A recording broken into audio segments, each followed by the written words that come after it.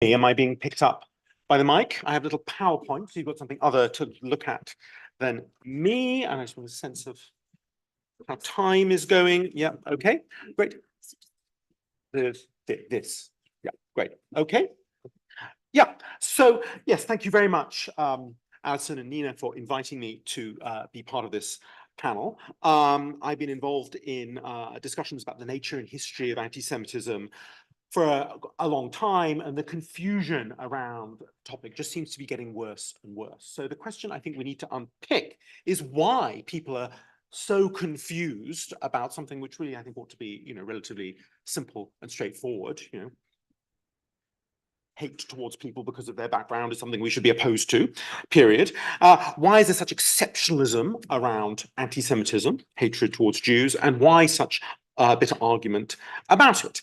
And I'm a historian, as Alison said, so my approach to these questions is to explore how we got to where we are now historically. So that's what I'm going to try to do in a 10-minute whistle-stop tour. And ideally, we should begin the story, really, I think, around 2000 years ago with the emergence of Christianity from Judaism, which brought with it an extremely complicated disagreement about what it meant that the Jews were God's chosen people with a special role in history that was important for Jews and for Christians, because of course the Jewish Bible is the Christian Old Testament. So the root of the problematic and the exceptionalism goes all the way back to that, I think.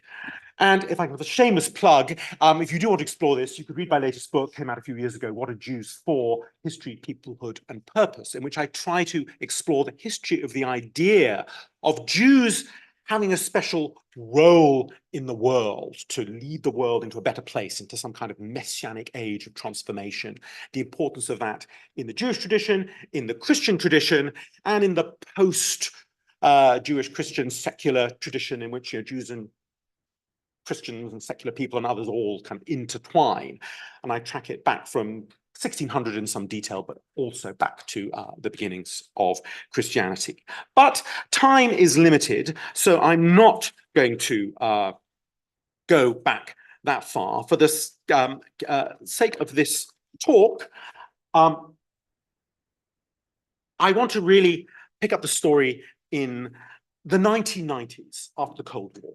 Why the 1990s? Because that was the moment when I think memory of the Holocaust became really, really important in public discourse, in teaching, in pedagogy. After World War II, people didn't actually talk about the Holocaust a great deal for some time. It started to pick up a little bit in the 60s, through the 70s and the 80s, but really took off in a sort of boom in the 90s. Why? Quite complicated, but essentially, historians like history to have a meaning, teachers of history is a way of moralizing young people to be better. The moral story during the Cold War in the West was capitalism good, communism bad, our freedom good, their tyranny bad. That was the framework to think about the past. And with the end of the Cold War, that all became no longer relevant. There was a need for a new moral meaning to history. And the Holocaust stepped into the breach, as it were. And it was very appealing for politicians such as Bill Clinton in the United States, Tony Blair in this country, to wrap themselves with the kind of moral aura of fighting against hatred, against oppression, against genocide, a great British American tradition back to fighting the Nazis in World War II. And again, what the British and Americans wanted to see themselves as doing, for example, in Yugoslavia, most controversially. So it was in the 1990s that the Holocaust took on the meaning of being really a touchstone of morality in education. It was a way of diffusing the lessons of decency to the young. The idea was, if you look at hatred, mass murder, genocide in its most extreme form, the genocide against Jews, you will be sensitized against all forms of hatred, genocide in the world. You will be a better citizen. And that was the idea behind, for example, the US Holocaust Memorial Museum, which opened in 1993, and in the burgeoning number of trips to sites such as Auschwitz, which still today, funded by various organizations such as the British government, with this remit of focusing on the history and also on the battle against anti-Semitism, which already in the 90s was very much intertwined with learning from the Holocaust. The battle against anti-Semitism and the history of anti-Semitism being the gateway to learning about opposition to all forms of hatred, but with anti-Semitism as the key case, the worst, the one with the most potent lessons. And there was very little critique of that in the 1990s, which was a time of great optimism, including somewhat in Palestine, Israel. This was the era of the Oslo Accords. Everything changed after 9/11. Islamophobia surged. The sense that history had ended and conflicts had come to an end clearly was no longer the case.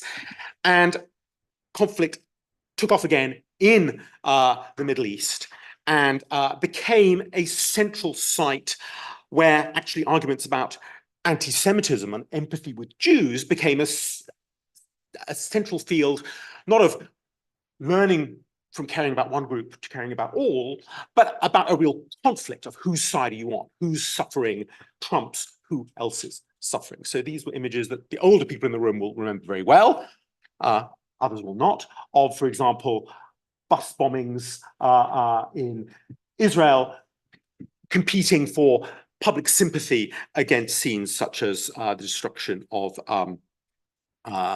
refugee camps in Jenin in fighting in 2002. So where we are now is something that we, in terms of the current onslaught on Gaza, is something we've been before several times over the past 20 years. Each time it's got more intense and worse, but along the same model. The next big moment of heightened conflict over the Middle East, intertwined with what lessons should we be learning from the Holocaust, from anti-Semitism, etc., was in 2009, early 2009, when there was another onslaught on Gaza, horrific and unprecedented at the time. I think the death toll then of Palestinians was 1,000 and something, 1,300 or so, and I think double digits, 10, 12 people on the Israeli side, of course, minuscule in terms of the human casualty rate compared to now. To remind some of you, and this might be new to others, one major flashpoint in 2009 that focused a lot of arguments about other things was around an excellent play by Carol Churchill, leading left-wing playwright in this country, called Seven Jewish Children, which was really a play inviting the audience to understand the very complicated, transmission of trauma through Jewish history, and how sometimes that trauma can lead to defensiveness, violence against others, an inability to respond emotionally to the violence inflicted on others. And it was a benefit play in support of Gaza. It was intensely attacked from the mainstream Jewish community and others as an anti-Semitic play. I'm going to dwell on this a little bit because I think the arguments take us to the nub of some of what we're still arguing about now. The key line in the play that people latched onto was of a Jewish parent talking of a child in their care at a time of conflict, clearly the conflict happening then, 2009, and saying, tell this child that I look at one of their children covered in blood, and what do I feel? Tell her all I feel is happy it's not her. In the context of the play, I think we're led to understand why an Israeli parent, might be responding in that way at that time. Howard Jacobson, leading right-wing Jewish commentator, attacked that as Jew-hating, pure and simple. And the play as a whole, through lines like that, was inheriting Jews from pity, trying to turn people's hearts against Jews, which was, he said, the latest species of Holocaust denial. So that kind of argument that actually Churchill trying to think in a complex way about violence, trauma, hard-heartedness. For him, for Jacobson, this was desacralizing the Holocaust, encroaching on the sort of untouchability, the unimpeachability of empathy with Jewish suffering in an exceptional way, and he was associating that with Holocaust denial.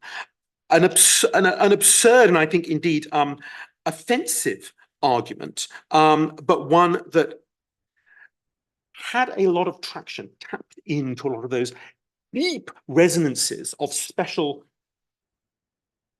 empathy with Jews for multiple reasons. Part of it related to the emphasis of Holocaust education and its wider moral messages since the 1990s, but also that deeper special signification of Jews and Jewish suffering, indeed, going all the way back to the beginnings of Christianity. So we saw then very clearly the instrumentalization of the Holocaust, and we're seeing it again now. And it's explicit at certain moments, but I think it hovers in the background, quite a lot. And the most egregious example of this was in October, when the Israeli ambassador to the United Nations wore a yellow star, referencing the Nazi period, of course, with the words "never again" on it, in a meeting of, I think, the UN General Assembly. And the slogan "never again is now" has circulated quite widely. I have an example of it being projected on the Brandenburg Gate in Berlin, in German, on the anniversary of Kristallnacht, 9th of November last year. The resonance that phrase has had is Hamas are like the Nazis.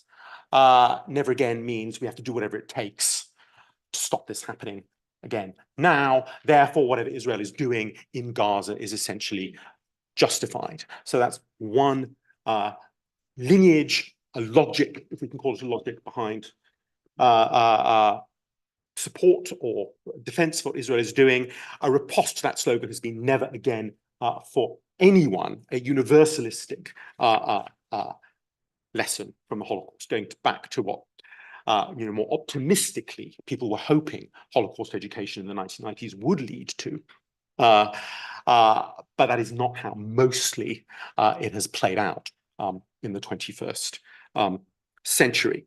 And it's in that universalistic spirit that I and I know Naomi and Barnaby, as I've seen both of them, the demonstrations, the Palestine Solidarity demonstrations, have been marching with many hundreds of other Jews each time against in solidarity with Palestinians and against what Israel is doing. And we have experienced only warmth, and a great deal of warmth, from everyone we've encountered on those demonstrations.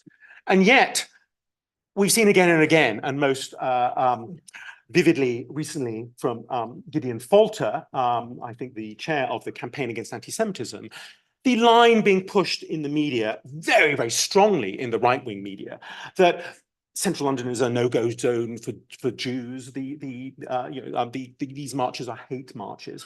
It is not true. It is a lie, essentially, and we've seen very clearly that he has been lying, and that because his story, crumbled under scrutiny in the media. But that won't lead to his voice, I think, being silenced, because they'll just come back with more of this sort of argument, because they always do. How am I doing for time? Maybe 2 minutes. Yes, that's fine. In fact, the Campaign Against Antisemitism is a very, very unpleasant organization, and has been at the fore of instrumentalizing accusations of anti-Semitism above all to attack the Labour Party, especially in the Corbyn era, but not only in the Corbyn era. And if you're interested in looking into this a little bit more, there's a video on YouTube recorded by Joe Glassman, who at the time of the 2019 election was head of political investigations at the CAA, and it's his congratulations message to the people in the organization, saying, "Well done, we did it, the beast is slain, you know, we, through all our insidious research, you know, prevented Corbyn from, you know, winning the election." And, you know, it exposes very clearly the kind of organization that the CAA is, and that the media has a little bit covered carefully, the more left-wing media recently, but been very, very ginger, essentially, in spelling it out. Yes, so maybe I've been lucky, but you know, I've never, as an open Jew, to coin or to borrow Gideon Falter's phrase, lots of Jews, including me, have I'm openly Jewish banners at the demonstration last weekend. I've never experienced more than the most trivial instance of anything I would describe as anti-Semitism, but I've seen lots and lots of anti-Black, anti-Asian, Islamophobic racism, you know, growing up in Northwest London in 70s and 80s, you know, people were called Pakis all the time, and, you know, no one did anything about it, but I never experienced anti-Semitism. And yet we have a discourse in this country where, for example, the argument of David Baddiel in Jews Don't Count, this book has been vastly acclaimed, you know, the pages and pages of, you know, positive reviews from all and sundry, if you read it, arguing the preposterous case that actually anti-Semitism is the overlooked racism in this country. It's the thing we don't talk about enough. And yet, I don't know which newspapers he's been reading. It's in the papers all the time. Massively out of proportion compared to the coverage of other forms of racial or religious hatred, of which there is much greater incidence, but much less coverage. So I'm running out of time, so I'll just give you a trailer of my take on Baddiel, and we can return to it in Q&A if we have time. I think it is essentially it's a racist book, to be really blunt. The logic behind this book is that those Black people, those Muslims who are complaining about the prejudice they face, enough of that, because they get all the attention. He's only focusing on the left, he says. That's how he manages to make this make some, you know, modicum of sense. It's about left-wing privileging of the grievances of Black people, non-white people, Muslims, whereas anti-Semitism is neglected. So for anyone who has had enough of hearing about the racism that the Black people suffer, that Muslims suffer, Baddiel provides an argument to say, you know what, we need not hear any more from them because they're privileged. They're the ones who get all the sympathy, and they don't really deserve it because there are those poor Jews whose anti-Semitism is neglected. So it turns actually the accusation of racism in the form of failing to acknowledge anti-Semitism onto the communities in this country who do experience significant levels of racism and hostility, and then also the, you know, putatively white, you know, liberal middle class leftists who support those people. So it's a total turning of the tables. Very appealing if you just want to change the subject away from the racism that we really should be concerned about in this country. It's even worse in Germany, and this book, Subcontractors of Guilt, explains the dynamic in Germany of basically casting Muslims as the racist anti-Semites rather than the people whose experiences of racism we should be concerned about. I could say more about that in the Q&A as well. We're in a kind of Alice in Wonderland discourse at the moment, and I just hope this historical setting out of how we got there helps in some way to get us out of it. And I'll stop there.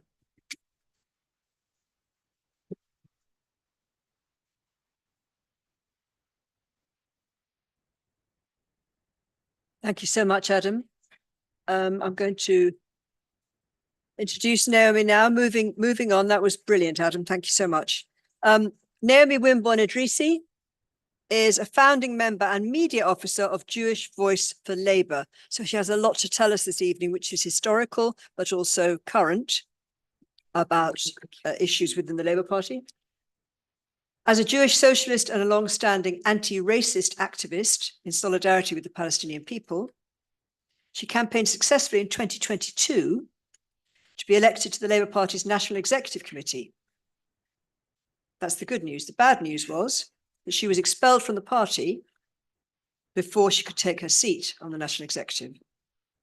She's an active member of Jewish Voice for Labour education team, which runs interactive workshops helping participants understand historic and contemporary anti-Semitism in a broad anti-racist context. So welcome, Naomi.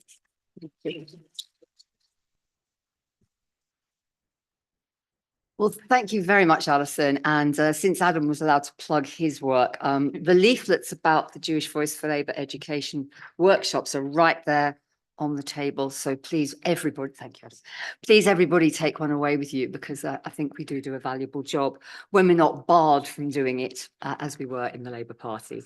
I've been asked to talk about the impact on British politics of the conflation of anti-Semitism and anti-Zionism.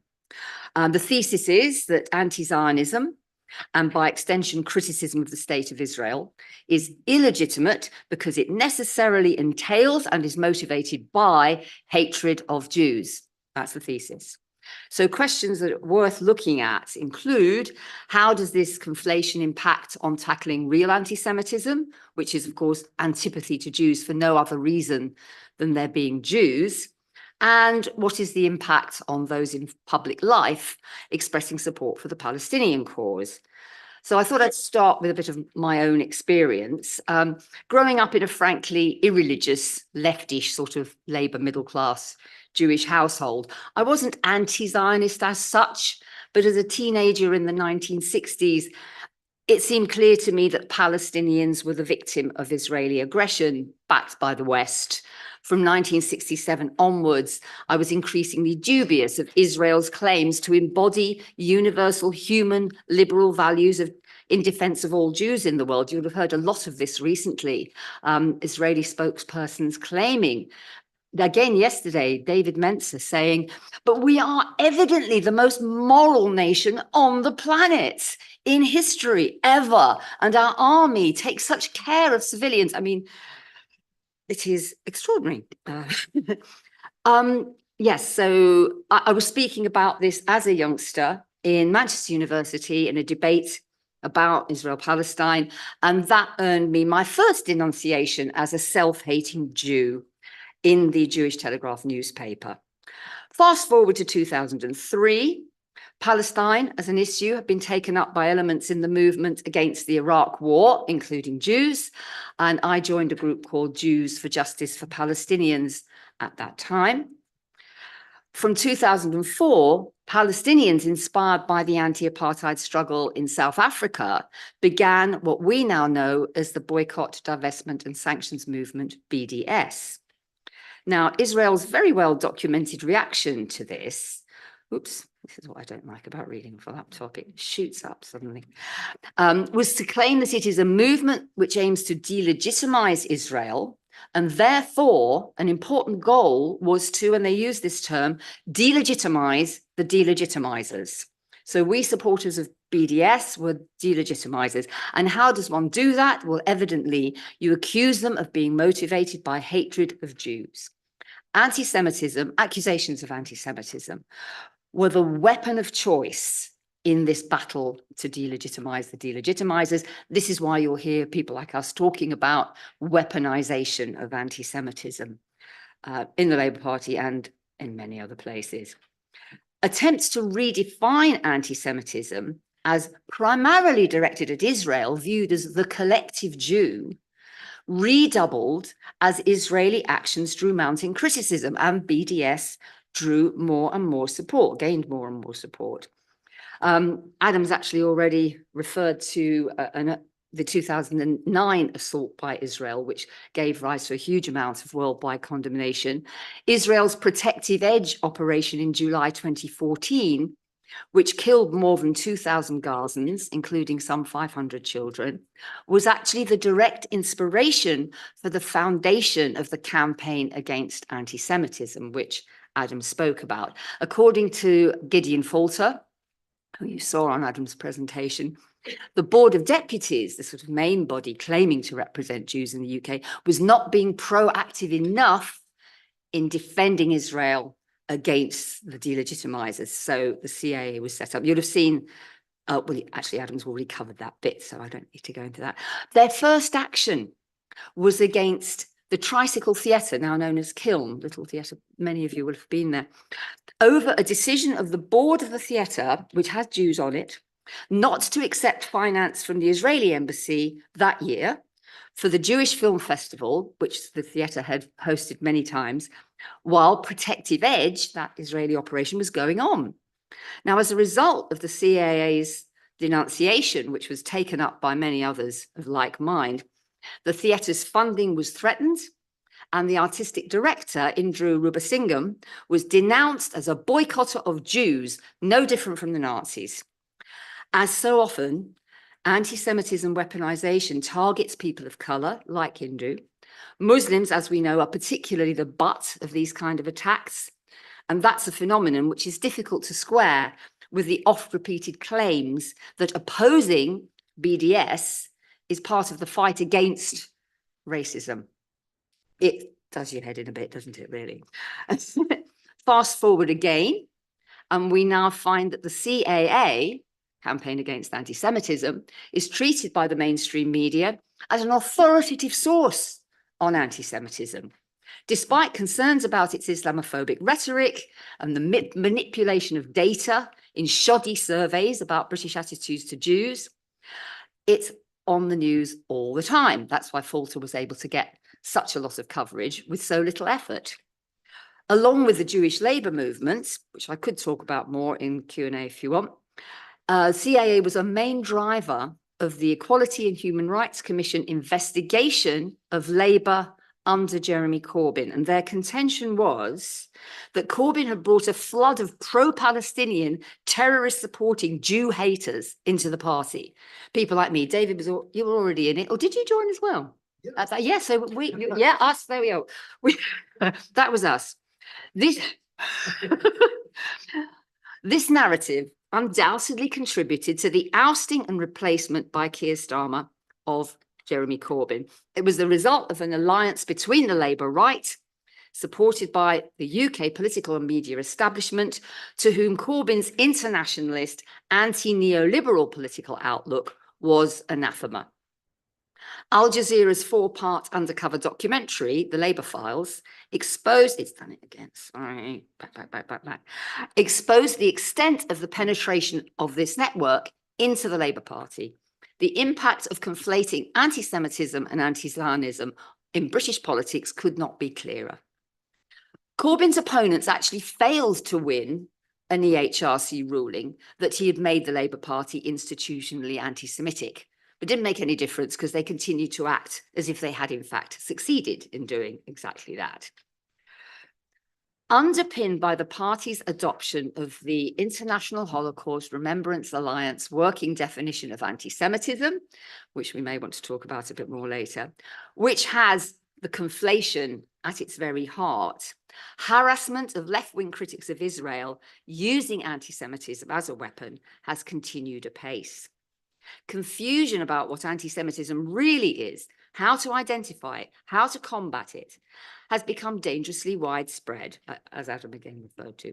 Some on the left, unfortunately, have been driven to double down on anti-Israeli views expressed in ways that cross the line into anti-Semitism. This has happened. I've seen it happen.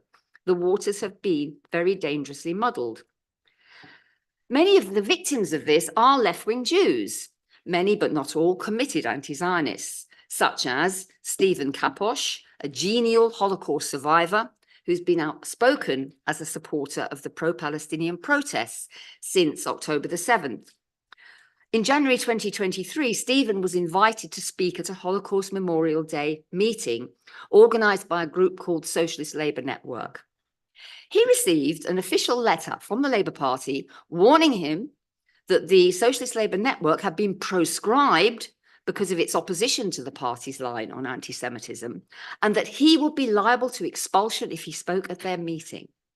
Stephen resigned from the party, publicly announcing it as McCarthyite, and his letter is in the public domain and well worth reading.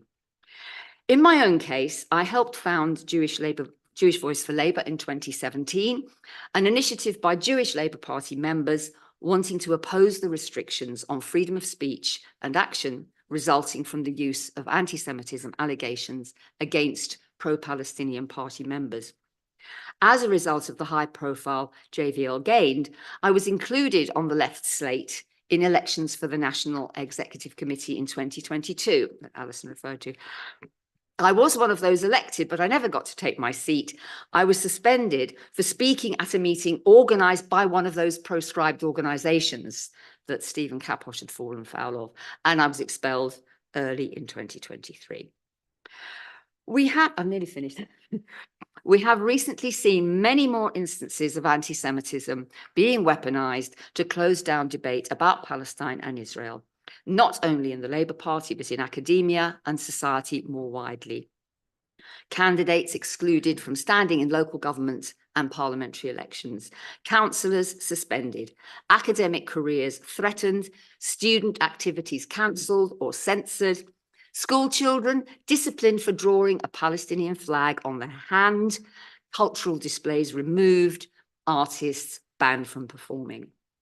Well-known figures have been vilified. Jeremy Corbyn, of course, Diane Abbott, Gary Lineker, Charlotte Church, Ken Loach, the list goes on. More important in a way is the way that this whole issue has been seized upon by right-wing racists, including those in government, claiming to defend Jews, demonizing Muslims as anti-Semitic Islamic fundamentalists, and thereby actively fomenting communal tensions.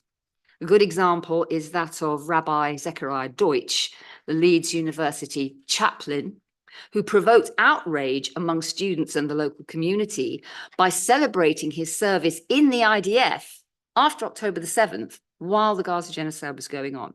And his case has become a Zionist cause célèbre. It's a quite extraordinary story. The Community Security Trust has joined the chorus, even though it acknowledges that its own data shows spikes in anti-Jewish feeling whenever Israel's attacks on Palestinians escalate. The CST is a reputable organization which monitors data about anti-Semitic attacks and so on, and organizes the protection of Jewish institutions and events. To conclude, yes, there is a rise in anti-Semitism in Britain and other countries, exacerbated, inadvertently or not, by those who promote conflation between anti-Semitism and anti-Zionism and insist that criticizing Israel's actions is an affront to Jews. And I'll end there. Looking forward to the Q&A.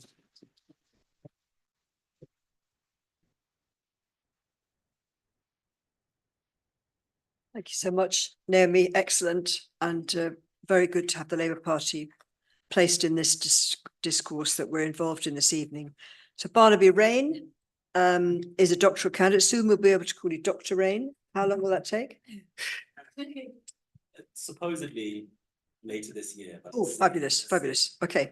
Barnaby Raine is a doctoral candidate at Columbia University, faculty at the Brooklyn Institute for Social Research, and he is an editor at Salvage Journal and an organizer with the Black Jewish Alliance. So welcome, Barnaby.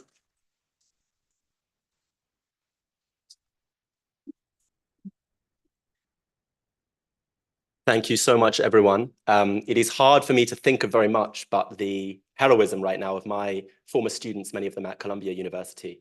So I'm going to come back to say something about that in closing, because I am so moved that it is difficult to think of anything else. But I'm going to try and talk a bit more generally first, and then finish on that note. What do people panic about when they panic about Jews? That's the question I want us to start by asking. What does that word Jews mean in the panic that we see across Western civilization today about the place of Jews? Why, for example, when Columbia's president emailed me and all the other students and faculty and staff at the university yesterday, did she declare that the first priority of the university is safety? The second priority is academic freedom, but the first priority was safety. Why didn't Columbia say that when a student walked around the campus with the mattress on which she had been raped by her rapist who remained on campus facing no discipline from the university's first priority wasn't safety. And for that matter, in the 1930s, when Jewish students marched to the home of Columbia University's president to ask him not to host the Nazi ambassador from Germany, not to send Columbia's representatives to Heidelberg University's Nazi Festival of German Excellence after they'd expelled all the German professors, why didn't Jewish safety matter then? Why now? I want to propose that I think there are two bad answers. I want to propose that the contemporary panic about Jewish safety is neither, as anti-Semites imagine, evidence of Jewish wealth and power, nor is it genuinely about protecting Jews. Those are the two options, I think, in various softer forms too, that we're usually given. I want to propose that it's something quite different and that we need to understand it for our politics as something quite different. Power often defends itself by claiming to protect the vulnerable. The very word patriarchy has its origin in a claim about protection. And that process, right, so the patriarch is not imagined, as he really is, as the dominating force who is a threat to women and children, but is imagined as the protector of women and children. And that process in which power presents itself as protective of vulnerable people, so that you justify your violence by saying we need to be violent because there are vulnerable people who we're actually protecting, that process is especially marked in the case of racial violence, where racial thinking casts the savages that power is attacking as dangerous and violent, so that they need to be repressed. Think, for example, about the construction of black men in the United States, right, and elsewhere as sexually virile and violent. So they're a threat to white women who have to be protected, so that lots of black men are lynched in the American South because they're accused of raping white women, right? So power claims that its ideology is that it's protecting the vulnerable. Think also about the construction today, beginning in the Netherlands, I think about 20 years ago now, very widespread, of a binary between Muslim fanatics and queer people, the very groups who were threatened by Western states 5 minutes ago. We're now told Western states, the Prevent Agenda is here to protect gay people from Muslim bigots and so on. Now, that always causes a crisis. For feminists in the American South or LGBT campaigners in a world of the prevent strategy, it always causes a crisis where the state is seeking to use a claim to champion one group of people in order to attack another group. What do you do, right? And this is, I think, the crisis that lots of Jewish leftists and others face today. In the case of Jews since 1945, I think there's been a double process of this kind of alibi in which power seeks to claim to be protecting the vulnerable, to claim to be protecting Jews in order to allow it to attack others. It's a double process where first Jews are placed as settlers in West Asia in some of the violent frontiers of empire in order to police the interests of first British and then American imperialism in an oil-rich region right next to the most important trade route in the world, the Suez Canal. When Britain and France wanted to intervene to prevent Egypt owning its own canal, they could rely on the new Zionist state, the so-called State of Israel, to help them. So first, Jews are placed there to police the interests of empire. And then secondly, when Israel is attacked, Jews around the world, we're told, are really the victims of that attack. And so in order to defend itself, power claims that it's really defending and protecting Jews from these terrifying Muslims and others who would threaten Jews. If you want a simple phrase for what that makes Jews, you've seen it on the news when Israeli spokespeople come on. The phrase is human shields. Right? This is to turn Jews into human shields for Western power. That's what the State of Israel is, and that's what Jews around the world are when we are consistently, when the State of Israel constantly associates itself with Jewry, with Judaism, with Jewishness, and in doing so knowingly attempts to put Jews into the line of fire, so that when the chaplain of Leeds University goes off to fight with the IDF, angry people then spray graffiti on the headquarters of the Leeds Jewish Society while Jews are trying to pray inside and are understandably scared. So that's to turn Jews into human shields for Western power and then Israeli power. This is what racialization does. We should know this in our thinking about race in general, right? Racialization is the process by which power constructs each of us in different ways. You'll remember the great moment in Black Skin, White Mask where Fanon talks about the different modes of racializing blacks and Jews in order to express the different anxieties of white civilization. So power constructs each of us in different ways, the better to dominate all of us. They imagine us in ways that fragment and divide and demean us. They tell us to be frightened of each other. And they represent conflicts over very material questions of land and colonial domination as cultural conflicts between an enlightened West and bigoted backward others. This claim to be protecting Jews by supporting the interests of Western imperialism around the world and attacking Muslims here at home and others, is as much about protecting Jews, is as much about care for Jews, as the racist vigilantes who scream about Muslim pedo gangs really care about the safety of children. It's an alibi for the racism of Western civilization, turning Jews into a protected minority whose image it uses to justify its violence against others. I want Jews to say they need us, we don't need them. But importantly, this requires an image of what anti-Semitism is that is very powerful for this new anti-Semitism. It's an image in which we hear a lot, for example, about the old image of Rothschild, an image in which anti-Semitism is that distinctive prejudice which punches up, which targets people who are rich and powerful. This is to internalize the anti-Semitic frame, and so that you can say that anyone who's a kind of radical who's attacking people who are rich and powerful has this kind of dodgy, scary element of anti-Semitism in them. A Labour MP in the Corbyn days said anti-capitalism is necessarily anti-Semitic. But there was a second side. There was always a second, right? Because what you've done, Jews are able to be constructed as a protected minority of Western civilization, so that the violence of Western civilization is defended as necessary to protect Jews, right? So we need to support a genocide in Gaza because Jews are at risk. We need to give loyalty tests to Muslim migrants in Germany because Jews are at risk. These are the racist things that racist power wants to do anyway, but Jews become its alibi for doing so, its protected minority. That process is enabled by a particular image of anti-Semitism where the anti-Semite punches up, where Jews are rich and powerful, anti-Semites hate them. So all anti-elitist politics is kind of suspect because it might be anti-Semitic. Well, of course, that forgets the second image of anti-Semitism. Alongside Rothschild, there was also Trotsky, there was also Rosa Luxemburg. Jews were read in classical modern anti-Semitism, not only as images of wealth and power, but as crucially outsiders to Christian civilization, rootless cosmopolitans who might bring the whole thing down because we weren't part of its world order of nations and states. Where is that today? This is what I want to finish on. Where, in other words, are those old Semites that anti-Semitism imagined? The Semite, anti-Semitism is coined in German in the 1870s, anti-Semitismus. At the moment of lurid Orientalism, it's coined by associating Jews with Arabs as people on the kind of borders and margins of European civilization, insider outsiders who might bring the whole thing down without being tied to blood, race, and soil, all those things Zionists want for us. Where is that Semitic character today that threatens to bring down the whole of Western civilization in the name of a transnational coalition of people who oppose racialization? Well, I've seen it. I've seen it on the streets of London for Palestine. And I've seen in the language that Tory ministers, Robert Jenrick, a kind of near-fascist ally of Suella Braverman, talked about the need, said multiculturalism's failing and the evidence is on the streets of London, on the Palestine demos. The kind of language that they use is the same language they used to use about Jews, right? These are people who don't share our British values. Let's be very proud about not sharing any of their British values, the British values that allowed them to colonize and murder and brutalize all over the world, from Ireland to India, right? They say the people on the streets don't share our British values. They're not really British. They're not really of this civilization. It's what they used to say about Jews. And those of us who as Jews join those spaces aren't doing so in spite of our Jewishness, but reclaiming the Semitism that the anti-Semites always hated. In America today, the 30 richest universities have $500 billion in endowments. $500 billion at the 30 richest universities.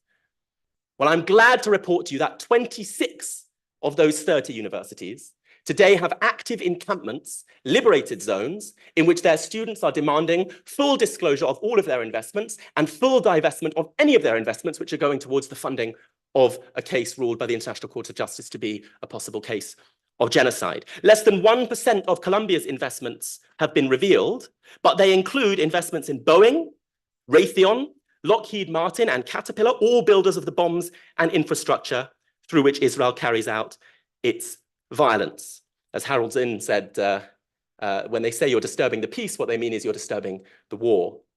Today in America, faculty at CUNY and NYU and Columbia surround the encampments when universities seek to get rid of them, including many Jewish faculty and many I know personally, and chant, if you want to get to our students, you have to get through us. One chant has spread across the nation, despite the attempts by national politicians to talk about this as a case of anti-Semitism, while the encampments hold Shabbat services and Seder services, and while at Columbia they hold a Havdalah at the end. Good Yontif, by the way, everyone. Today is the last day of Pesach, which means at 9 p.m. I get to eat pizza for the first time in 8 days. So I saw some of my former students at Columbia holding a Havdalah service, the service for Motzei Shabbos, for the end of Shabbat, next to gates. Because on one side of the gates are the students who are allowed to be in the encampment with lighting the Havdalah candle. And on the other side of the gates are the students who have been suspended and kicked out of the university, Jewish students for participating in that encampment, suspended and kicked out of the university, Columbia says, in order to protect students from anti-Semitism. That's the ludicrousness of the claim to be protected, because it's not about protecting Jews, it's about protecting their investments in Raytheon and Lockheed Martin, which don't you know give you a higher rate of return than investing in solar panels, because genocide's good for business.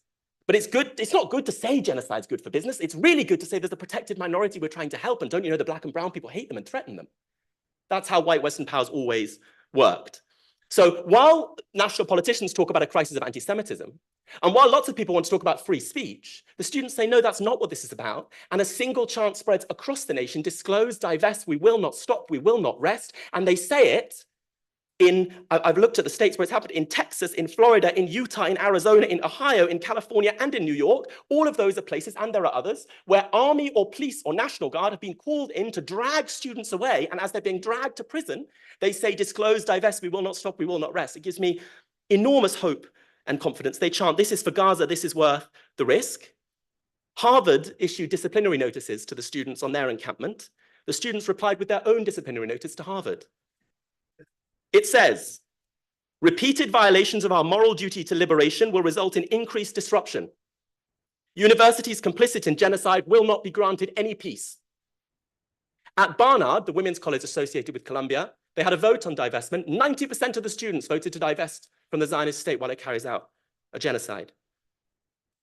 In California, one university, you will have seen this, cancelled its whole commencement ceremony because the valedictorian, the highest graded student, was a Muslim woman in a hijab who had minored in genocide studies, and they were worried she might say free Palestine. So they canceled the whole ceremony. That's how scared they are of the people they used to call Semites, the people who could bring down their whole Western civilization. In Indiana, one university has brought snipers onto a roof while its students are below in an encampment. On the other hand, in Illinois, students surrounded and kettled the police. Do you remember kettling? Was anyone here active in 2010? In California, Siemens Hall, I love this one because Siemens is one of those many German companies that has a very fine record from the 1930s and 1940s. In California, Siemens Hall in one university has been occupied and renamed Intifada Hall. In almost every encampment, there are free books available from the Rifat al-Arir Memorial Library, named after the poet and professor murdered by the Israeli state, who taught The Merchant of Venice in Gaza and asked the students who they identified with, and they said they understood the plight of Shylock. At the Seder service on Columbia's encampment, they said, rewording the words of the Haggadah, and they said it totally rightly, if we do not dedicate our every sinew to preventing the genocide in Gaza, we will not have fulfilled the obligations of the Passover Seder. The Seder is a story of liberation from slavery. When one student was asked by the New York Times, why all this flurry of activity now, she just looked at the journalist and said, the genocide in Gaza is too unbearable for us to do nothing. And one banner unfurled read, generation after generation until total liberation. And the old people say to the students, you don't understand. Why are you so angry? Well, maybe you just like being angry. And the young people say, no, no, no. We're not prepared to normalize a situation in which every single university in Gaza has been destroyed. You want to talk about academic freedom. We're not prepared to normalize a situation in which hospitals and ambulances are routinely targeted. And adults say, you don't understand, you're young. That's just the world we live in. It's been constituted by genocide. Who do you think Columbia's named after? Genocide. And the students say, we do understand. That's what we're trying to change, the whole world. Mumia Abu Jamal, imprisoned for decades by the American police state for fighting for black liberation, records a call from his prison cell to the students in the liberated zones on universities and says, a ceasefire is not enough. You must demand full liberation for the Palestinian people. At McGill University in Canada, the indigenous people on whose stolen land the university sits have released a statement granting permission for their land to be used, not by the university, but by the students occupying in solidarity with the people of Gaza. In Yemen, hundreds of thousands of people marched with pictures of an American student being dragged away by police and a banner that read, "Dear American student, they can arrest you, but they can never break your spirit." And in Rafah, in Gaza, on tents of people displaced and waiting to be attacked, bombed by the Israeli state, which says every day that it's just waiting to invade those displaced people who've run to the only place they can. People have written on their tents to thank the universities across America who are standing with them. It is some kind of axis of resistance against the axis of genocide. I'll stop now. I'll say one last thing, and then I promise I'll stop. One final thing. When they last night stormed a hall in Columbia, Hamilton Hall. All the buildings in Columbia are named for genocide. That's the world we inhabit. And I come from the Jewish tradition, which understands that Christian civilization was honed by a claim that we killed God and therefore didn't deserve very much. And I come from a Jewish tradition which understands that therefore we stand on the side of all of those targeted by the racializing violence of Christian civilization. When they stormed Hamilton Hall, they renamed it. Some of you may have seen this on social media. They have renamed it after Hind Rajab, a 5-year-old girl who was lucky enough to survive when an Israeli tank attacked the car in which her whole family was traveling, and who called health services, Red Crescent services. And we have the audio of her desperate call where she says how scared she is. A 5-year-old girl says how scared she is and asks people to come and help her. The ambulance that came was targeted by the Israelis. She was targeted by the Israelis, murdered, a 5-year-old girl. And as the banner with her name in it was unfurled, and Netanyahu says children of light versus children of darkness, good versus evil. Here you have a university administration castigating students as anti-Semites, willing to throw Jews under the bus, willing to say, yes, when people protest against genocide, we don't want to have to defend genocide, so we'll say they're protesting against Jews. We don't care if that puts Jews at risk. And the students with militant dedication say, we are here for one thing and it's human life. They unfurl a banner and they say, we have renamed Hamilton Hall after Hind Rajab, and they chant from the roof of the building, and hundreds join them. We will honor all our martyrs, fathers, mothers, sons, and daughters. And I think of one thing, which is the words of the great Jewish Marxist Walter Benjamin, on the run from the Nazis just before he was killed, who warned us of two things. He said, the state of emergency in which we live is not the exception, but is the norm. And he said something else. He said, even the dead will not be safe from the enemy if he wins. And this enemy has not ceased to be victorious. I remember that every day when I think about Gaza and when I think about my ancestors murdered by centuries of European Christian anti-Semitism. Even the dead will not be safe from the enemy if he wins. This enemy has not ceased to be victorious. Let's make sure they don't win. Those of you who are students here in London, let's follow the American example.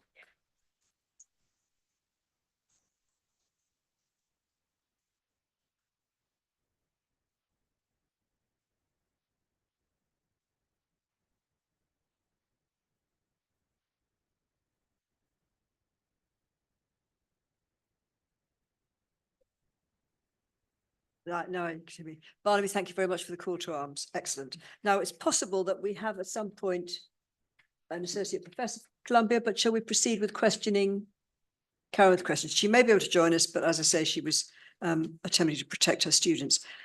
So you've heard a lot, and it would be good to look at solutions. I want questions, not comments. And please, I'll take 3 at a time. We've got a couple of mics, or one mic, 2 mics. We've got 1 mic in each place. We'll take 3 at a time. And we want to get through as many questions as possible, because the most important thing is that you're here tonight.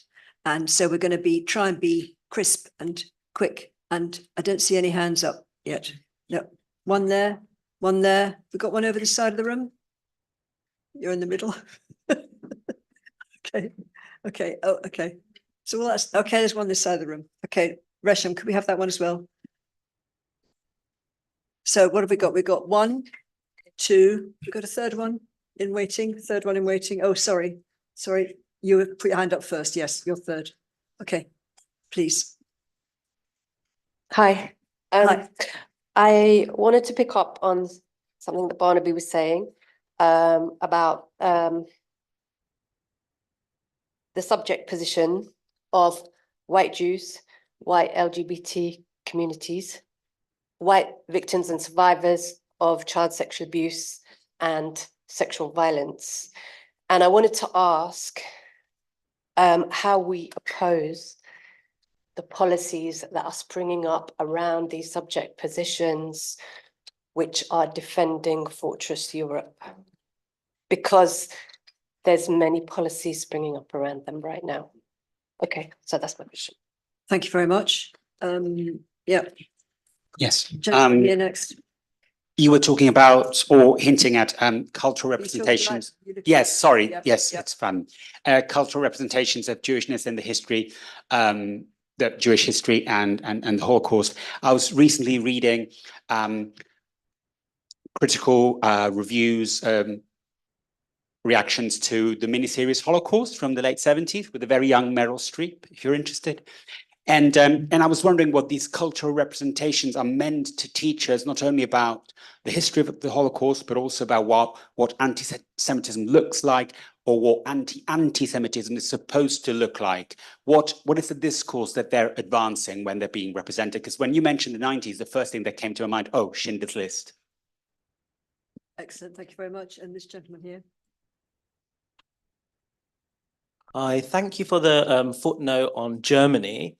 Within Ireland, there are Jewish activist groups. Sorry, just have you got a question for a specific person, or do you want anybody to take it? Anyone. Okay. So within Ireland, Jewish activist groups, since the arrest of Ires Hefetz, have been chaining themselves to the German embassy. And within South Africa, there are also targeting rallies outside the German embassy. So my question is, when are we too in London going to rally outside the German embassy? Do you want to say that? Okay, so Barnaby, you got 1 and 3, and Adam, you're in the middle. Barnaby. I have no concrete strategy for you on the German embassy, but anything that attacks the German state, I'm happy with.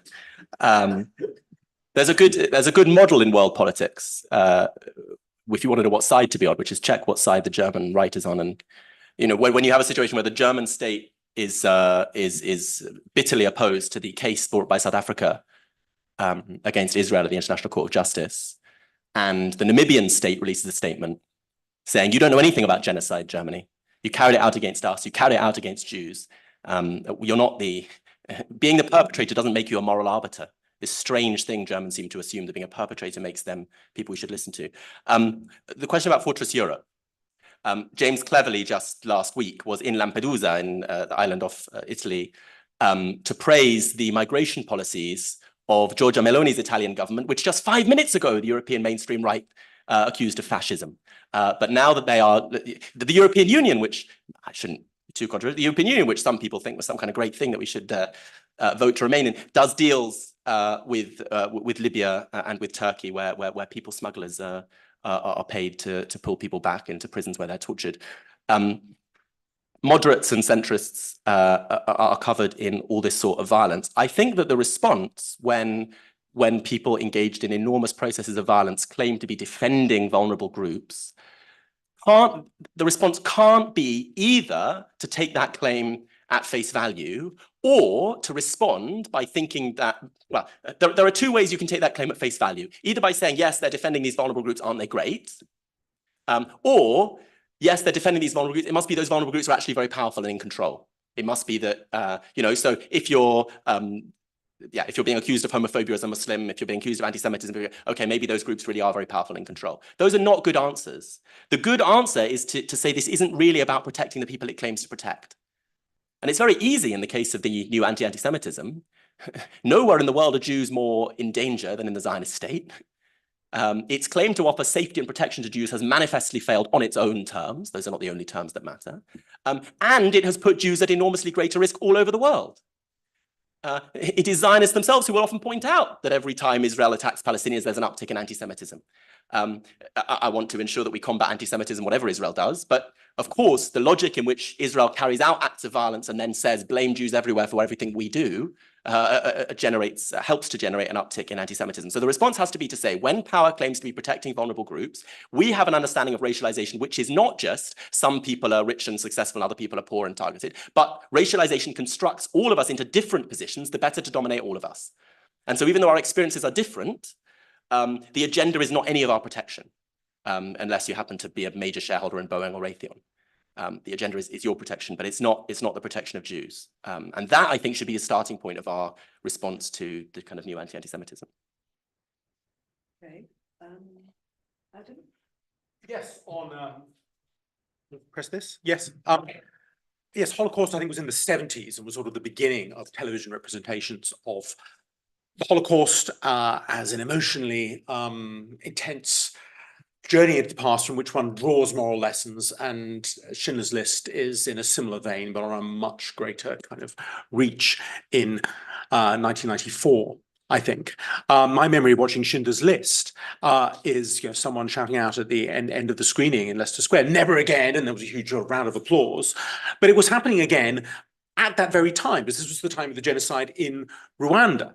But people didn't seem to make that connection. There was such sort of a desire, and there is a desire, I think, among pedagogues, among the establishment, but I think I see it in my students, a hunger to draw straightforward moral lessons from history, not the kind of, you know, political radical lessons that Barnaby was emphasizing, but something that makes you feel you're on the side of the good, not the side of the bad, and, you know, a kind of a pious struggle against evil you can identify and put yourself on the opposite side. And I think the Spielbergization of the Holocaust in Schindler's List was about doing that. And it was in a way very disturbing, because it precisely, you know, generated a kind of self-satisfied smugness that made a kind of engagement with Rwanda, you know, less likely rather than more likely. And there were discourses around Rwanda, around Yugoslavia at that time. Oh, well, you know, obviously we're against genocide and Nazism, it's the greatest evil, and you know, but if it's not quite like the genocide of the Jews, then it's not really in the, you know, Division One, the Premier League of awfulness, so not quite so bad. So we need to really do something about it in the same way. So those arguments were just as much used to sort of diminish the pressure to do something than the opposite. Should I say something briefly about Germany, or did you want to talk about? Yes. Yes, I could. That maybe gives an opportunity to say a bit more about that book, Subcontractors of Guilt, that I flashed up in my final slide. That is a really excellent book by an anthropologist at Cambridge, and written before the onslaught on Gaza at the moment, when all these dynamics have got worse. But it's really about the logic in Germany that they've overcome their anti-Semitism. They were anti-Semitic, but they've learned how to be good people. But now Muslims basically are re-importing the anti-Semitism that they, white Germans, have overcome. So that's the subcontracting. You know, they're like the bad people that we used to be, and then we now get to be like the way the Americans were towards us in 1945, basically, which re-educate us Germans to be good. So it's a way of maybe in some way dealing with the remnants of a kind of humiliation of that moment in German history. I think that's part of the psychodynamic of it, but it's also a way of legitimating racism against immigrants in Germany by seeing them as associated with, you know, what's actually the greatest stain in modern German history towards others. So, and of course, this is on the German right, but in a way I'm more worried, you know where you are with the German right, but this is the German center, the German left. You can hardly, it's very, very difficult, as I understand it, to express Palestinian with solidarity at all in Germany. Especially if you're not white or if you're visibly Muslim.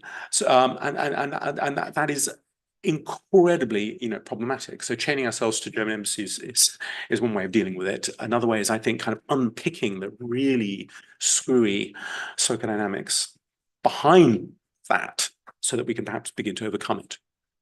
Very much, Naomi.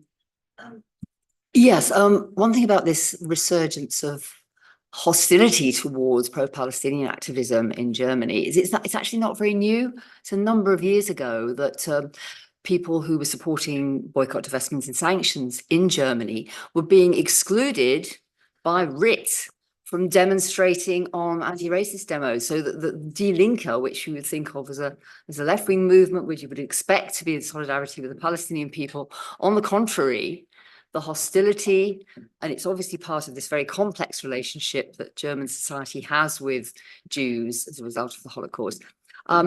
It has become very impossible. I don't know, David might have something to say about this, for people on the left to be in solidarity with Palestine without being accused of anti-Semitism and punished for it as well. So it's not a new thing. Very much. Now, there was a fourth person who you were waiting. So can you go first, and then you, and then you? Can you have three more? Just hang on a sec. Can you, all right, go four, then let's do four. Can we have the mics? So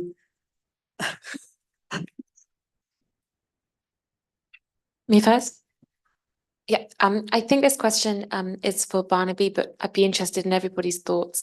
And I suppose my question is related to what this lady asked, and it's about how one responds when Jewish people, particularly Jewish people on campuses and Jewish people who are perhaps have an affinity with Israel, say they feel unsafe. And I'm very interested and troubled by the language of safety and the extent to which feeling unsafe has become something which is profoundly, it's legitimate for it to be subjective, and it doesn't seem to have, and I believe it comes out of, sometimes I associate it with kind of an identity politics of perhaps a well-intentioned privileging of lived experience, but I'm very, very concerned about the political implications and the silencing implications of claims to feeling unsafe, which don't seem to be substantiated, and indeed have very curbing effects on people's ability. So I suppose my question is, how do we convincingly claim or make the case that protesting genocide does not make even Zionists unsafe, in a way that cuts through this language of you don't get to speak for my subjective experience of harm because I'm Jewish. brilliant. And if I could very briefly tag on to that, the question of offence as well, and I think that's a similar thing, because I have found that I know other Jewish people who say that they're very offended, very, very offended by the parallels I see in 1930s Germany and the behavior of Israel. And they're so offended that you cannot reason with them, and you cannot do anything, you can't do anything more. And my suspicion is the offense is to avoid the dialogue. But I'm wondering if, other than thinking of this as defensive, there is a way around it. Thank you very much. And as the microphone's there, let's take you, and then we've got two more over here, haven't we?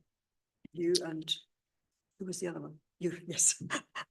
Thank Please. you. Thank you all great speakers. Thank you for sharing.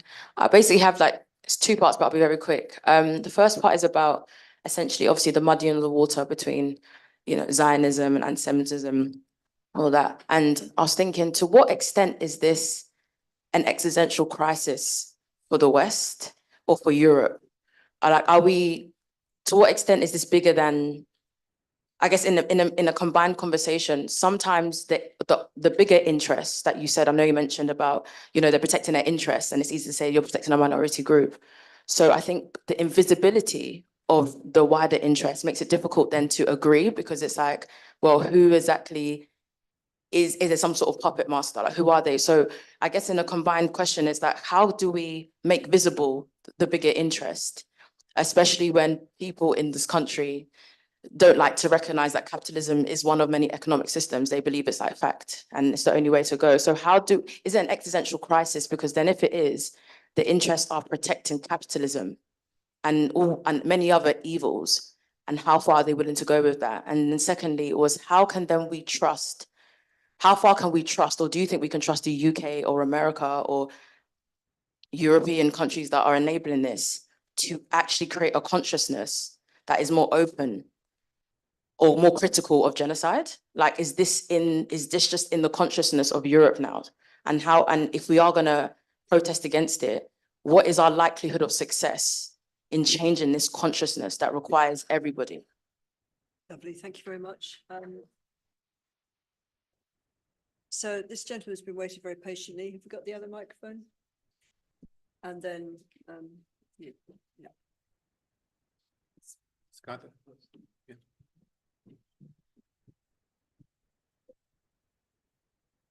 Thank you very much. This question's for the panel. How do we on the pro-Palestine left respond to the common Zionist argument that, we must be anti-Semitic because the vitriol that we have for the murderous Israeli regime, we don't have for, the Ethiopian regime or the Russian regime or the Syrian regime? So that's a form of exceptionism. Why we're told. Yes, we're asked why how would we're we making a respond to that fuss argument? about, Yeah. Okay, so that's for all three. Okay. And one more. Hi, I'm David. I'm sort of one of the co-founders of the Jewish Bloc that's been very active in the marches for Palestine. The question I want to ask, it relates to something that Naomi said, but it relates to the whole panel really. I agree with Naomi what she said, that the conflation of anti-Semitism and anti-Zionism makes it harder to deal with real anti-Semitism. But what I haven't heard so far is what is the real anti-Semitism? I mean, Barnaby talked about the way power uses Jews as an alibi, but there's also, I mean, anti-Semitism is also, it's not, there's other things of anti-Semitism that are not part of that.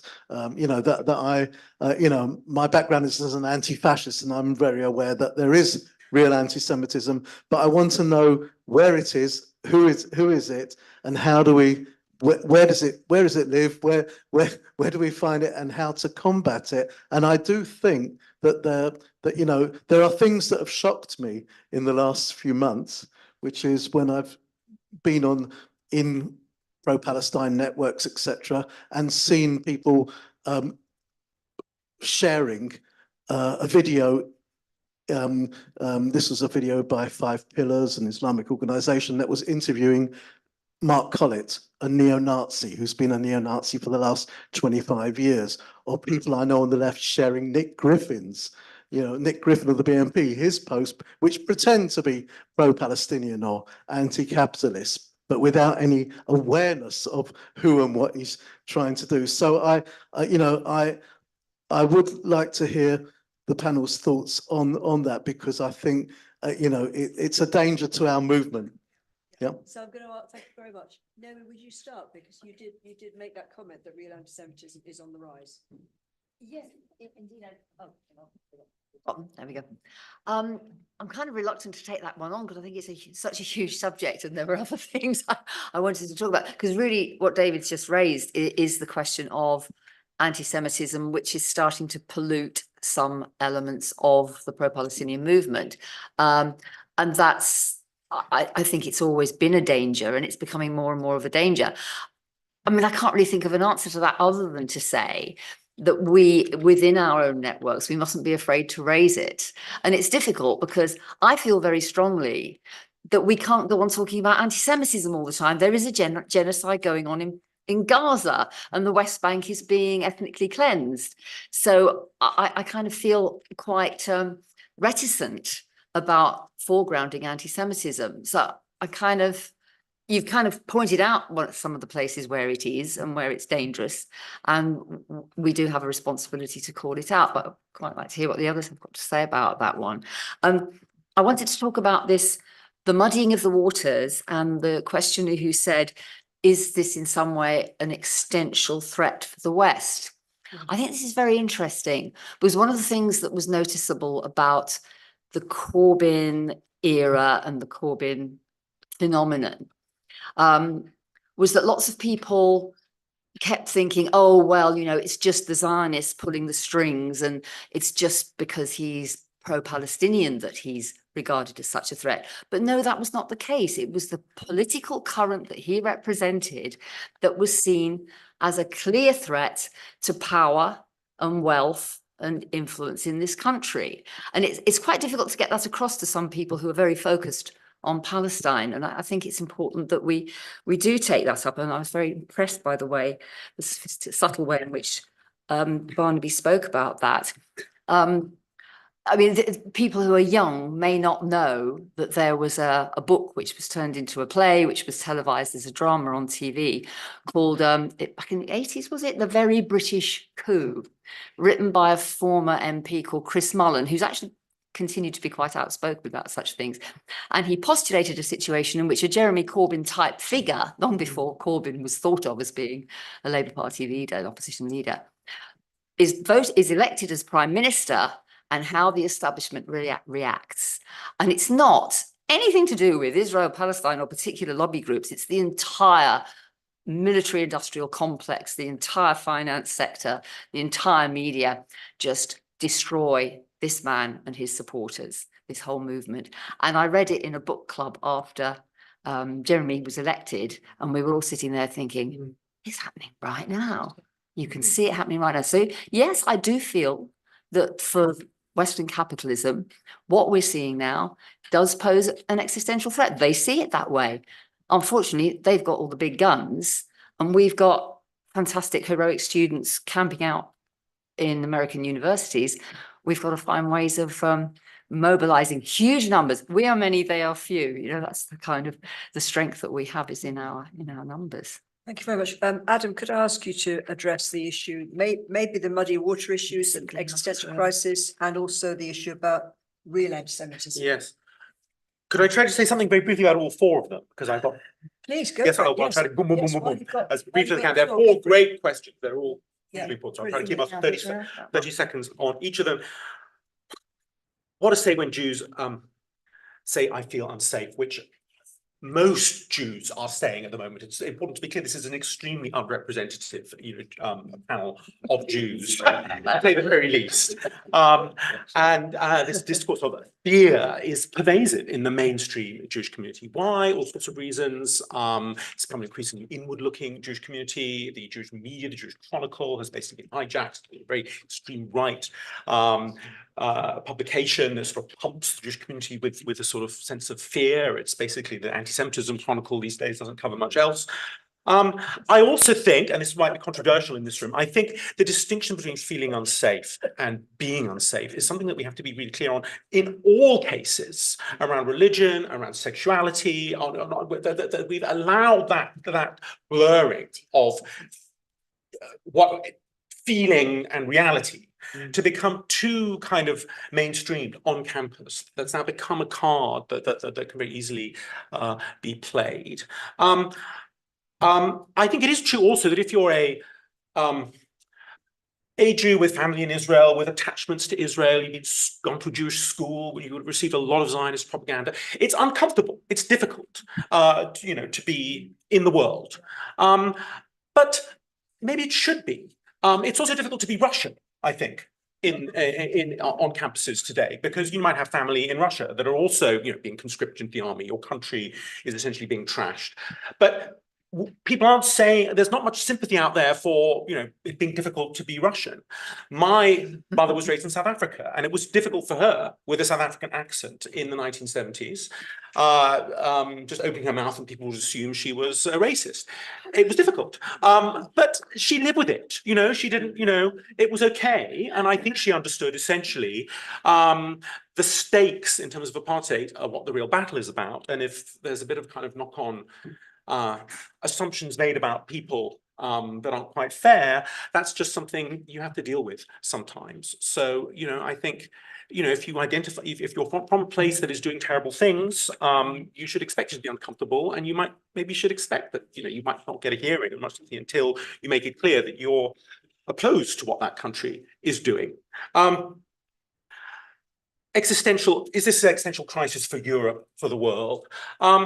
Well, here to spice things up a little bit, I'm going to disagree a bit with part of what Barnaby was saying, because in terms of capitalism, I'm not sure. In fact, I don't think that the way Israel is behaving at the moment is doing any good for capitalism. In fact, quite the contrary. It's getting in the way of not just profits for Starbucks and McDonald's, but getting in the way of a kind, the peace process between Saudi Arabia and Israel that was very close to happening before the 7th of October.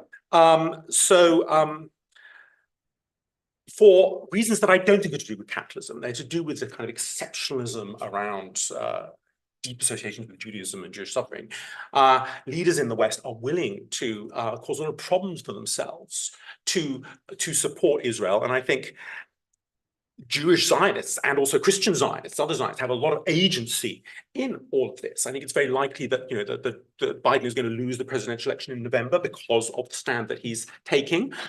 It's much smaller fry, but I think the Labour Party may well fail to win the mayoralty in the West Midlands the day after tomorrow because of many Muslim voters not voting Labour because they're so angry. Why do these politicians do this? I think there are very strange logics that I try to unpick that are behind it. And I hope a kind of tipping point will be reached when they will stop doing this, because it's hurting them too much. It's hurting community cohesion over the world, as well as hurting capitalism. It's wrecking everything, really. And the only way out of this, and it's not going to go anywhere, because it's a generational shift, and the opinions of people in their 60s and 70s might not change. But young people are saying things on American campuses that were basically unsayable when I was teaching in the United States only 20 years ago. So it's a sea change. It's an irreversible sea change, and I think it's going to lead in the right direction. But there's going to be maybe a lot of pain before we get there. So many things to say when people say, why are you singling out Israel? You could say, well, why are you singling out Russia against Ukraine when, in terms of, destruction and killing and slaughter, what Israel's doing is clearly a lot more atrocious than what Russia is doing. You could say, well, everyone, chooses a cause, and you only go to one demonstration on a Saturday. We all choose. But the strongest argument is essentially we are enabling what Israel is doing. We, meaning the British government, the American government, the German government. I think what's happening in Sudan is awful as well, but I don't have an easy solution. I don't understand it well enough.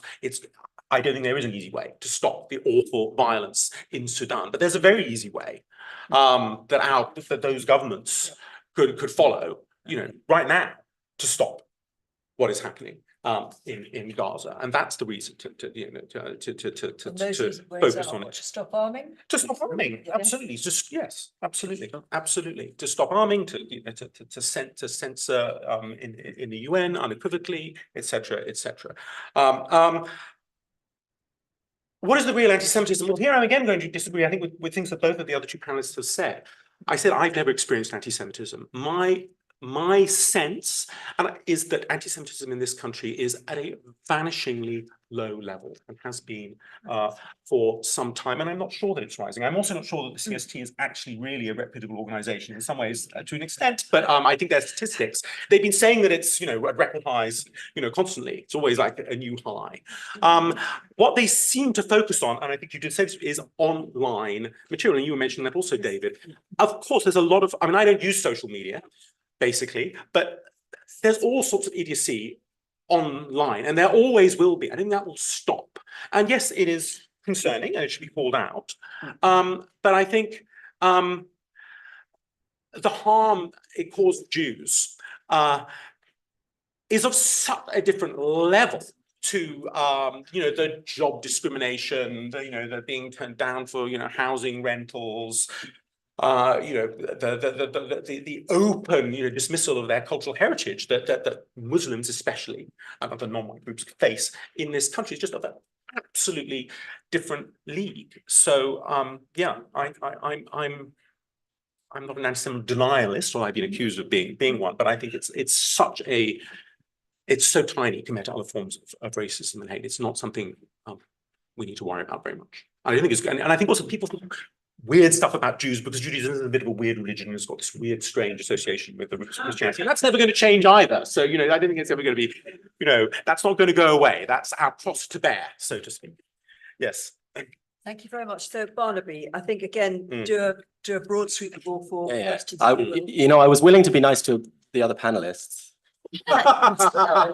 Yes. Judaism is a weird religion. We live in a country where lots of people think that a first-century pacifist carpenter was literally God. We have a perfectly sensible and not remotely weird religious tradition, which inaugurated the idea that a particular social group is charged with bringing about the work of universal redemption. There would be no Marx and the working class in Marx without Judaism. Inaugurated the idea that in the Messianic era, we will not have to labor, and that we'll have a life of leisure and care. Inaugurated the idea that it's not enough simply to look forward to that Messianic era, but that we must prefigure it every week in a thing we call Shabbat. There's nothing weird about Judaism. It's great. But so while disagreeing with Adam, I'll agree with Naomi. You should watch A Very British Coup is available online on Channel 4, the dramatization, and you should all watch it because it's great. Okay, so to actually answer questions as quickly as I can. And in all honesty, it's good because most of what I wanted to say has been said. And especially I want to associate myself with what Adam just said about the question of being and feeling unsafe. I think he was trying to hint it, so I'll just say it. I think we have to own up many of us on the left, many of us of my generation, to some mistakes here. And let me give an example of one. The language of lived experience comes, it seems to me, from its use both in Fanon and in de Beauvoir in the 1950s and 60s, both like big texts in which this term lived experience features. And it's so interesting how it features differently from its contemporary use. It features in a kind of Hegelian kind of phenomenology. It features as a step. Experience is one of the steps through which you get to reality. That is to say, every experience is processed by ideology. You don't experience the world transparently. You experience the world processed by the frames that you have for understanding the world, right? And so we should approach people thinking and talking about their lived experience not by denying the reality of that experience, but by being attentive to the processes by which that experience is constructed. So that if you as a Jewish student arrive on campus having grown up, and this is a very deliberate process, a decades-long process of associating Jewish life with Zionism, very conscious process. If you arrive on a university campus, and as a kid, you went to Eilat and Herzliya on holiday, and Israel to you is beaches, and then as a teenager, you went on Israel tour and lost your virginity, and then you partied in Tel Aviv, and then you turn up on campus and people are shouting things in your face about genocide, you see a Palestinian flag and you genuinely experience that through a frame which says, we said it on Seder night every year, in every generation people have tried to annihilate us. So now when they fly the Palestinian flag, it's just another mechanism for trying to attack us. People should understand that experience is genuine. And then we should seek to ask how we can undo that experience, understanding that the work of politics lies not only in affirming experience, but in transforming us. That the work of the anti-apartheid struggle in South Africa involved saying to white South Africans, you have to cease to be this thing that you've been, Afrikaners, Boers, settlers. You have to become the cosmopolitan citizens of a cosmopolitan society, not the sheriffs of a settler state. Israelis will have to be transformed in the process of the end of Zionism. And Jews who have understood our identity as being tied up with this thing called Zionism has to be transformed too. Why the, where to go next? Okay, why the panic? Why the panic now about anti-Semitism? Two things I want to say, partly to respond also to Adam. And it's in this very short time, we can sort of barely hint at our sort of, bigger arguments. But the question of capitalism. I think Adam's right to push back and say, look, let's not be too quick. And sometimes people on the left can be too quick about saying anything we dislike must be serving the interests of a system that we dislike. It must be about protecting capitalism. But I think it's important that we understand Israel's strategic importance for Western imperialism, because this isn't a story just of the Israel lobby, Jewish or Christian. I do think it's, again, we can have a legitimate disagreement. Decent people have disagreements about this, but I don't think it's the case that if it weren't for an Israel lobby, Western powers wouldn't support the state of Israel. I think it's extremely important for them to have, in that, by the most important trade route in the world, by so many oil reserves, a very steady, this is also why they spend huge amounts. I mean, the biggest recipient of American military aid after Israel is Egypt, right? Close up on the list after that is Saudi Arabia. So clearly that part of the world is crucial for imperialism, and Israel is just one part of that picture. That doesn't mean that they always like the things that Israeli governments do. It's very often the case that there's a tension between settler colonial states and the imperial metropole, because settler colonial states feel themselves right on the frontiers of the violent savages, and often are kind of more fascistic than is the norm in the imperial metropole. That was, of course, the case with Rhodesia and South Africa when they were part of the British Commonwealth. So I think tensions, but I agree with you that Biden's probably not very happy about what Netanyahu's doing, but he's still giving him all the weapons to do it, because he still would rather Israel be there than not. Secondly, though, to push back, it's not a question of a kind of puppet master. It's very important to understand that ideology isn't just something implanted by evil puppet masters, but is a kind of organic, mistaken ways of thinking about the world are often the easiest, simplest ways of thinking about the world that are organic to people. I do think we're in a kind of existential crisis of Western, thank God, right? 500 years of Western hegemony. It's coming to an end, right? And in that situation, protecting Jews, this is what I was trying in my kind of messy, rushed way to argue, protecting Jews functions as part of the thin cupboard of evidence for the moral superiority of that dying Western civilization. Right? They said, like, that there are a set of things that dying violent civilization says it does really nicely. And every oppressive civilization in history has done this.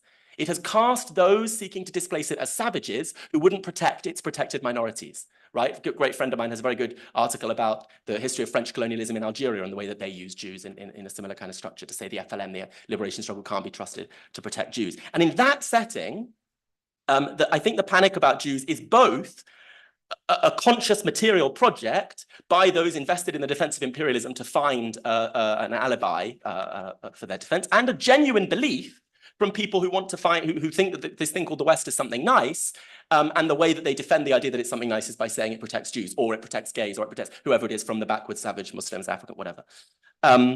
That's the importance of Gideon Falter, right? It's an amazing moment. It's an amazing moment. You have a demonstration with a big Jewish bloc and with loads of Jews who are not on the Jewish bloc, but just there because, you know, they don't want to hang out with Jews on Shabbos. But they're on, I don't blame them, but they're on the demo.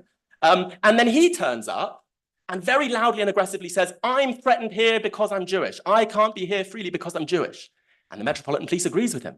The Metropolitan Police shares a view that this is a kind of cultural conflict between Jews and non-Jews, right? That way of presenting what is in fact a battle. If you don't want to say I'm supporting a genocide, it's a very potent thing to say instead, look, this is a cultural conflict. But it's not just a cynical thing. It's a very genuine sense that people have. But that moment really thoroughly articulated it. And then the police offered him an escort through the streets. They said, we need to protect you as a Jew from all these Jew haters, exactly what he wanted. And he said, no, that's not even good enough for me. I don't want a police escort.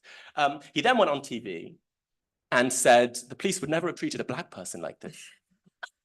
And he's absolutely right. He's absolutely right. He's absolutely right. If a black person turned up to a demonstration and said, I feel threatened here as a black person, the police would not say, we offer you an escort through the streets. Right? And that tells you everything. And it doesn't tell you that Jews are rich and powerful. It tells you that a certain image of protecting Jews is important in this moment to the perpetuation of Western power. What is the real anti-Semitism today? So many things one could say. David, I've made these kind of arguments before, David knows. It seems to me that there are three kinds of things to distinguish in this moment amid the genocide. People who are already anti-Semitic and then will talk about Israel because they're anti-Semites, so they like attacking Israel. People who don't know anything about Jews or anti-Semitism but become anti-Semitic as a reading of what's happening in Israel. And people whose anti-Semitism is not immediately related to the question of Israel, who are more concerned with saying that the Rothschilds control our banks or whatever. So it seems to me there's kind of three phenomena, and I've made the argument before, David knows that I think about three dates in recent history is very important here. 1989, when we were told that it was the end of history and social transformation was an impossibility. 9/11, when we were told that there were actually political conflicts, but they were cultural conflicts, burghers versus Burkers. And 2008, when the economy returned as a kind of center site of political struggle. And if you take the confluence of those three things, you can't do social transformation, but you can think about politics as cultural. And we need a cultural politics of the economy. I think in that setting, we have seen, I disagree with Adam. I think we have seen, and I completely agree with them, that the CST, if you look into the CST statistical reporting, the things that they'll categorize as anti-Semitism, it's statistically messy, their work.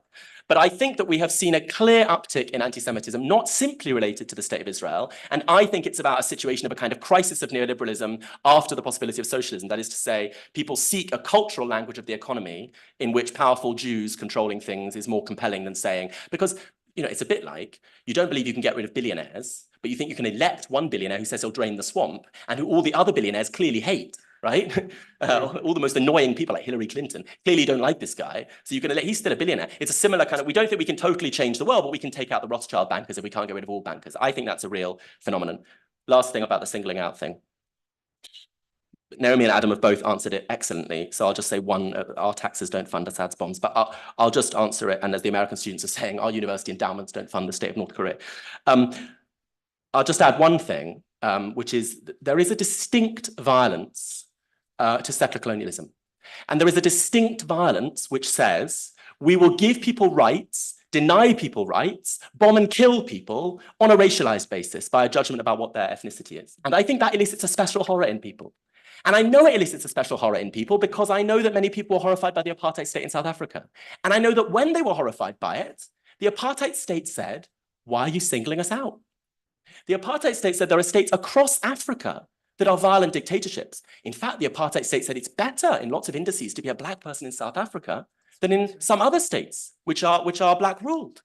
So why do you single out South Africa? And the answer was because although people were involved in lots of campaigns against Mobutu and Zaire, against all kinds of corrupt leaders, there was a special opposition, a special disgust to horror which is deliberately perpetuated along racialized lines. That's what horrified people in South Africa, nothing to do with hating Afrikaans, right? That's what people oppose in the Zionist state, nothing to do with hating Jews. And it's deeply offensive when people seem to discover that there's a brutal conflict happening right now in Sudan, only in order to attack people marching for Palestine for not talking about it. These are not the people actually involved in campaigns. And when I have been on every single Palestine demonstration, arm in arm in the Black Jewish Alliance, the group I'm in, with my brother, who has family members now who are scared for their lives in Sudan, he has been on every single demonstration, and it disgusts and appalls him when people say, how dare you march for Palestine, what about Sudan? It disgusts him, and we should be disgusted too. Yes.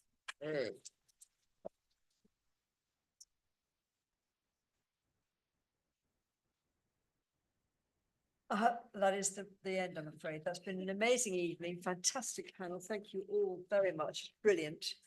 And I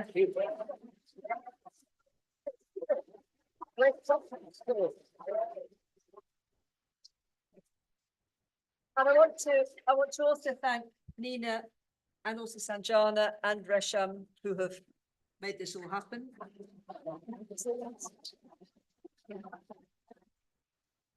If you want to work with us more, we did run a really, really heartbreaking, but very powerful event in the House of Commons a few weeks ago. This SOAS-ICOT work, and we had 2 Palestinian journalists there. I asked the team to consider the fact that over 100 Palestinian journalists have been killed. And we had 2 Palestinian journalists present. Again, it's my amazing team, and one online and a senior member of the National Union of Journalists. We're going to carry on doing that because even if we appear not to be heard, we have to continue to speak, to talk, to act. And the fact that we've got a direct conduit into Westminster, and John McDonnell, who I think is amazing, is the chair of our all-party parliamentary group. So we've got a direct line in there. We can physically be present and speak truth to power. Often power's not listening, I'm afraid, but that doesn't stop us, because if we give up and turn away, then we've lost. We've lost a huge amount of our own humanity and our own possibility of having a conversation. So thank you all very, very much. Brilliant evening.